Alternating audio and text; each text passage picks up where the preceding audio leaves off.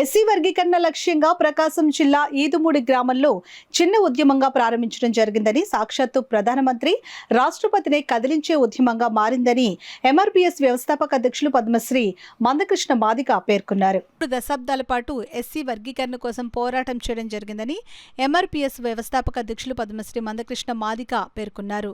సోమవారం కాకినాడలో మాదిగ రిజర్వేషన్ పోరాట సమితి మాజీ అధ్యక్షులు స్వర్గీయ కొండేపూడి శ్యాంబాబు సంస్మరణ సభ నిర్వహించారు. తొలుత ఆయన చిత్రపటానికి పూలమాల వేసి నివాళులర్పించారు. ఈ సందర్భంగా ఆయన మాట్లాడుతూ ఎస్సీ వర్గీకరణ ఉద్యమానికి సమాజం అండగా నిలిచిందని అన్నారు. ఎస్సీ రిజర్వేషన్లు వర్గీకరించాలనే ఉద్యమం 1994 నుంచి 2024 వరకు సాగిందని అన్నారు. ఎస్సీ వర్గీకరణకు చంద్రబాబు నాయుడు గతంలో ముఖ్యమంత్రిగా ఉన్న సమయంలోనే మద్దతు పలకడం జరిగిందని అన్నారు. ప్రధానమంత్రి మోడీ వర్గీకరణకు అనుకూలంగా చట్టాన్ని రూపొందించడం జరిగిందని అన్నారు. ఉభయ తెలుగు రాష్ట్రాలతో పాటు మిగిలిన రాష్ట్రాల్లో కూడా వర్గీకరణ అంశం ముందుకు వెళుతుందని తెలిపారు. మాదిగలకు విద్యా, ఉద్యోగ, రాజకీయాల్లో ఫలాలు అందనున్నాయని అన్నారు. ఈ సమావేశంలో ఎంఆర్పీఎస్ ఉమ్మడి జిల్లాల అధ్యక్షుడు సుబ్బారావు మాదిగ, డాక్టర్ ఆనంద్, ఉదయ్ కుమార్ తదితరులు పాల్గొన్నారు. ఎస్సీ వర్గీకరణ చేసుకునే అధికారం రాష్ట్రాలకు లేదు అని చెప్పి సంతోష్ హెగ్డే గారి ఆధ్వర్యంలో 5 జడ్జిల జడ్జిమెంట్ తీర్పు మనకు వ్యతిరేకం వచ్చేసింది. ఎక్కడ కోల్పోయామో అక్కడనే వెతుకోవాలనే సామెత ఉన్నది. కోల్పోయినామో అక్కడనే వెతుకోవాలని సామెత ఉన్నది. ఎక్కడ పోడగొట్టుకున్నామో అక్కడనే చూసుకోవాలని.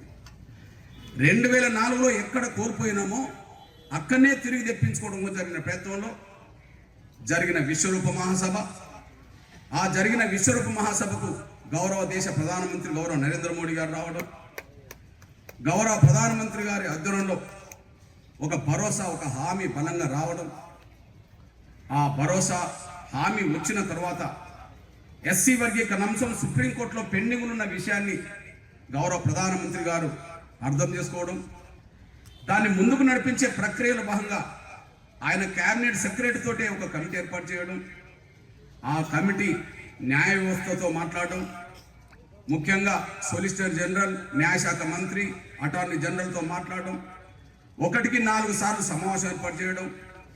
ఎస్సీ వర్గీకరణ అంశం సుప్రీంకోర్టులో పెండింగ్ ఉన్నది కాబట్టి ఇంకా చాలా కాలం పాటు ఆలస్యం జరగకుండా విచారణ త్వరితగతిన మొదలుపెట్టేలాగా డైరెక్షన్ పంపడం.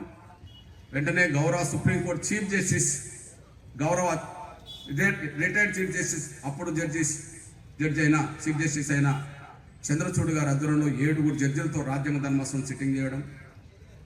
ఫిబ్రవరి 6, 7, 8 తారీఖుల్లో 3 రోజుల పాటు వాయిదాలు పడకుండా వెంటనే కంప్లీట్ చేయడం.